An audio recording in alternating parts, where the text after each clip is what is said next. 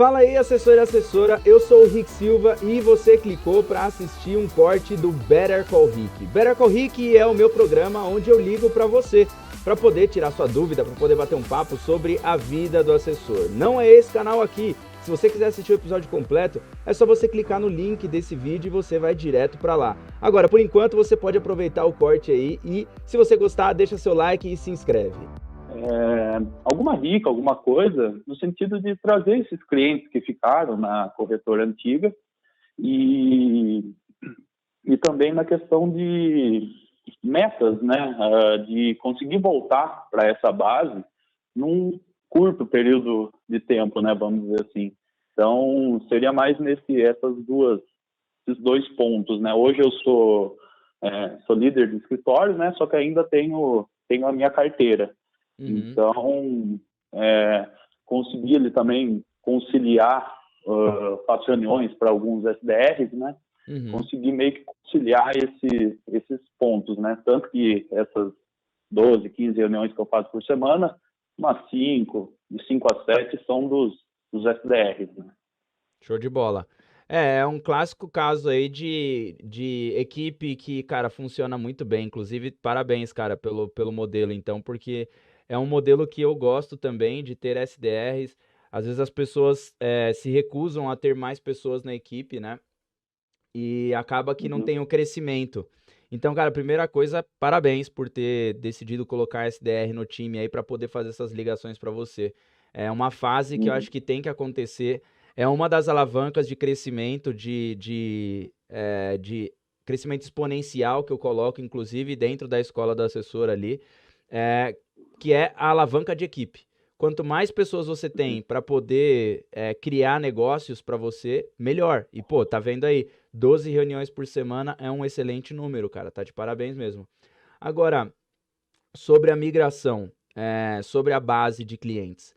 O que faz, e é uma boa dúvida também, e é uma dúvida bem diferente, né? Mas o que faz um cliente continuar com um assessor? E aí eu quero te perguntar, o que você acha que você, Leonardo, faz de diferente para que os clientes vejam você como um assessor e não vejam uma outra pessoa como um possível assessor para ele? Eu vou exemplificar melhor, acho que não ficou tão boa, mas seria assim: existe o Leonardo e existe o Bruno, vamos supor. São dois assessores. Como que você se diferencia de você, assessor, do Bruno? Qual que é a diferença entre vocês? Hoje você tem isso claro para você, uma diferença que você tem entre outros assessores? Sim, eu vejo muito isso do que você sempre fala ali, né? Já os meus gestores, né, que eu sempre tive durante minha formação, sempre enfatizaram muito isso, que é a questão de você ajudar o cliente no que ele precisa, né? Então, você descobriu o problema do cliente, né? Descobriu qual é o que está afetando ele ali, apesar de muitas vezes ele mesmo não saber, né? Mas você descobrir qual a questão ali e fazer um acompanhamento, né? Uma coisa que mudou muito com essa migração, eu tô com menos clientes, né? E eu consegui dar uma atenção maior. Então, hoje, os que estão na minha base, que apesar de terem 10% em números, né? Mas em net representam 40%, eu consegui solucionar, realmente entender qual é a questão desse cliente, né? O que ele precisa. Ele precisa de renda, ele precisa um capital só para daqui 10 anos. Então, eu entender isso, né? Ele precisa de uma proteção, precisa só acumular capital, ou precisa só proteger o capital dele, entender essa questão e trabalhar em cima disso, né? E isso eu vi que agrega muito valor, né, em você conversar com o cliente, você está no trabalho realmente que o assessor lhe é proposto, né? O trabalho personalizado. Então, uma assessoria que eu faço para um cliente é totalmente diferente de outro. Eu tento buscar isso, né? E, assim, tem a questão da migração de base. Minha base, ela era meio, vamos dizer, um pouco confusa, né? Porque não tinha cliente só que eu captei, que eu fiz as reuniões, né? Os assessores acabaram migrando, um sai, o outro evolui de cargo. Então, acabou tendo alguns clientes ali, digo, uns 30%, 40%, que eram clientes que eu tinha um relacionamento, só que não era um relacionamento tão de primeira reunião, de segunda reunião. Era um relacionamento já montado, né, que foi meio que passado para mim. Uhum. Então, esse que eu acho que deu para entender mais ou menos. Sim, sim, sim, deu pra entender. Cara, vamos lá. Já começa que você deu algumas informações que são mega importantes aí, que provavelmente você não vai trazer logo de cara, que é uma coisa que faz com que um cliente se torne fiel, e eu gosto de acompanhar, eu não sei se você cria essa métrica, mas eu tenho uma métrica que eu gosto de sempre acompanhar e colocar numa métrica de feeling mesmo, de sentimento, que é, eu tenho lá, vamos supor que eu tenho 100 clientes, tá?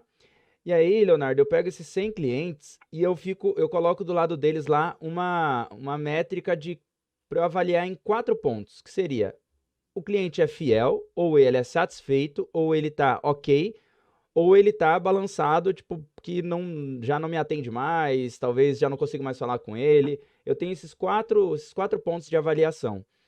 Por feeling, como eu disse, é total feeling. Eu vou lá e coloco o que eu acho Uhum, que esse cliente tá. Um cliente fiel, é um cliente que tá simplesmente satisfeito, um cliente que tá ok e um cliente que tá balançado, tá a ponto de talvez até nem sei em que momento que tá. É, Se você for parar para olhar, muito provavelmente os clientes que vieram contigo são os clientes que estariam como fiéis. Por quê? Foi você quem abriu, provavelmente foi você quem abriu todos eles. Se não uhum, foi a minoria que talvez você não abriu aí que veio contigo, e eu acredito que tenha sido a minoria que você não abriu só que veio contigo, uhum, essa minoria provavelmente você conseguiu fazer uma outra reunião presencial com eles, você conseguiu se aproximar e foi fazendo eles através da empatia, do relacionamento, do rapport, conexão, você foi fazendo com que eles se aproximassem de você a ponto deles irem com você para qualquer lugar. Então, um ponto que agora, obviamente, tô chorando em cima do leite derramado, né? Mas um ponto que faz com que você leve o cliente para onde você for é um relacionamento próximo e sempre medir: esse cliente é fiel ou não é? Ele se tornou fiel ou não? E se não, o que eu posso fazer para ele se tornar fiel? É o tempo inteiro você ficar inconformado, se perguntando o que eu posso fazer para esse cliente se tornar fiel. Ou então, logo, cara, não dá. Esse cliente aqui ele nunca vai virar fiel porque ele não quer mesmo. Ele, sei lá, tem fidelidade com outra pessoa, não quer seguir comigo. Ponto. Essa é uma coisa. Você uhum, todo tempo ficar avaliando isso. Segunda coisa é que, é como eu falei pro Diego, né, da história. Quando você consegue preencher bem a história do cliente, entender bem qual é o problema dele real, solucionar bem esse problema, ele vem pela história e ele fica pela história, fica para ver o final dessa história. O que eu quero dizer com essa analogia? É que se você entrar na vida de um cliente, entender qual é o problema dele de fato, que você mesmo já até falou isso, entender de fato qual é o problema dele e solucionar esse problema e continuar solucionando, que é vir fazendo o acompanhamento dessa solução, muito provavelmente ele vai continuar contigo até o fim, para onde você for. Vou até dar um exemplo. Em um dos escritórios que eu passei, é, teve um caso que eu sempre fiz um planejamento para os clientes, eu sempre fiz o planejamento dos investimentos, falando para eles que eu ia uhum, acompanhar e que eu ia levar ele até a sucessão patrimonial, né? Que quando acontecesse, viesse a acontecer a falta dele, ele morresse, né? Esse seria o português, claro. uhum, Ele teria a sucessão patrimonial toda detalhada porque eu arrumei com ele isso. Perfeito. Daí teve um momento onde eu transferi os clientes, né? Eu passei os clientes para outras pessoas atenderem. Cara, esse cliente, depois de um tempo, ele me ligou porque ele falou assim: Ô Ricardo, cara, a assessora que tá me atendendo lá, ela não conseguiu dar seguimento no planejamento que você fez comigo. Ela não sabe como fazer isso. E esse planejamento é um que, inclusive, eu entrego dentro da comunidade, hoje da escola do assessor, que eu mostro como que faz passo a passo para alcançar a independência financeira dele. E a sucessão também, obviamente. Quando eu fiz esse planejamento e a outra pessoa não tinha, aí ele falou: cara, não dá para eu ser atendido por você de novo? Eu falei: não, cara, porque agora eu sou líder, né? Mas se eu não fosse líder e tivesse atendendo clientes, muito provavelmente ele voltaria para minha mão, né? O que eu quero dizer uhum, de forma resumida: Leonardo, cara, hoje vai ficar difícil de você trazer esses caras. Vou te dar uma dica ainda para você trazer, mas já estou te dando uma dica para que você não deixe mais esses clientes tão soltos, entre aspas, né? Porque eu não sei exatamente o que Uhum, aconteceu, mas você ficar muito próximo deles, a ponto de medir se eles são fiéis ou não. Segundo, fazer um planejamento para alcançar objetivos com todos eles. Porque quando você faz uhum, isso, eles dificilmente alguém vai conseguir ficar acompanhando esse objetivo. Se você passar para uma pessoa do seu lado, vai ter dificuldade. Então é importante que você faça uhum, isso para criar essa fidelidade. Agora, para você trazer esses clientes que estão lá, o que eu recomendo que você faça? Você tem um contato deles, obviamente, uhum, que você crie um funil de conteúdo, que é o que eu sempre falo, né, sobre o funil de conteúdo, você já deve ter visto, que é uhum, você mandar informações, mas não é simplesmente mandar informação assim, o dólar caiu, a bolsa subiu, as 5 ações que mais subiram. Não, não é isso. É você uhum, mostrar um um novo CRI que está saindo, um IPO, é você falar Selic caiu, Selic subiu, né? Aí você fala sobre o impacto da Selic para que subiu, o quanto uhum, que isso vai impactar a carteira de quem tem CDI e como que isso vai impactar, ou o que as pessoas deveriam fazer, né? Mudar o CDI, sair do CDI e ir mais para o IPCA.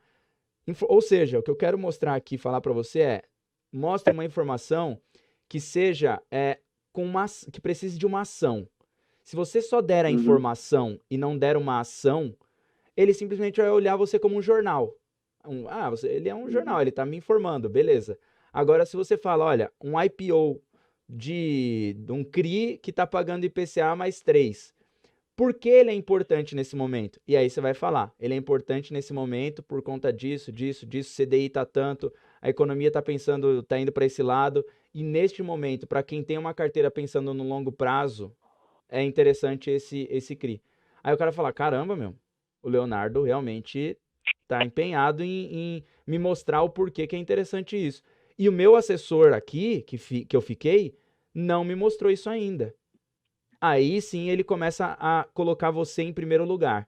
Né? Quem fala muito isso é o Dave Mullen. Né? Ele fala, seja o assessor, o segundo assessor. Quando você é o primeiro, quando outra pessoa é o primeiro, ele vai dar um vacilo. Você também já deu algum vacilo. Então, se você uhum. for o segundo, se ficar ali martelando, martelando, martelando, uma hora você vira o top of mind dele. E aí você traz. Então, assim, talvez você não vai trazer agora, mas com o tempo vai acontecer um escorregão, vai pegar ele virado, num dia chateado, e ele vai falar: meu, quer saber? Eu vou voltar pro Leonardo, que ele sempre me atendeu bem, meu. Aí ele volta pra você.